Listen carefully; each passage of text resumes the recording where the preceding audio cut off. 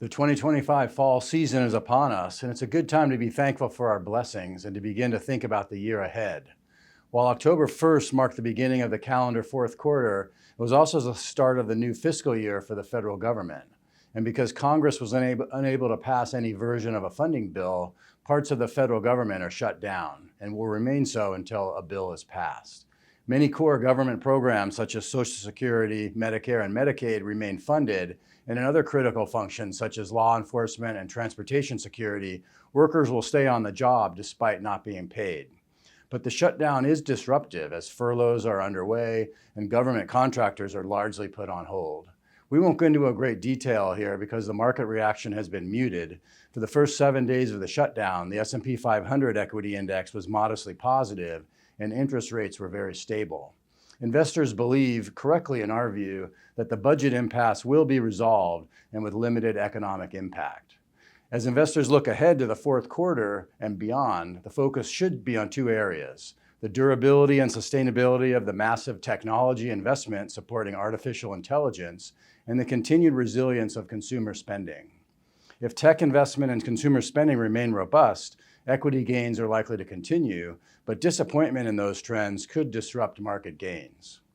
Equity market leadership in 2025 has been linked to earnings growth, especially for technology companies and businesses that have benefited from growth in data centers and supporting infrastructure, but consumer spending trends are becoming more difficult to predict.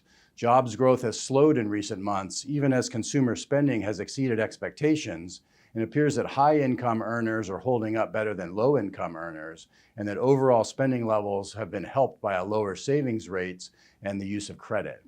We believe that real-time consumer spending trends will be revealed as S&P 500 companies begin reporting third quarter financial results over the next few weeks, and this is directly represented by the consumer discretionary and consumer staple sectors, but also includes companies in financials, industrials, and communication services.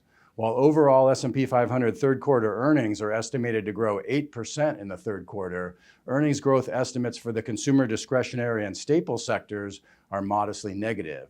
This means that analysts are cautious about consumer trends and perhaps the ability of companies to pass on tariff costs to their customers. If weak results are blamed on slowing demand, economic growth forecasts could waver. On the other hand, expectations are low, and thus minor upside to estimates is likely to be well received. Consumer resiliency could drive better than expected results and a positive outlook. We suspect that overall consumer trends remain positive and that the outlook for 2026 remains intact. We'll have a lot more information revealed through earnings season over the next several weeks. For now, stay invested and remain diversified across sectors and asset classes.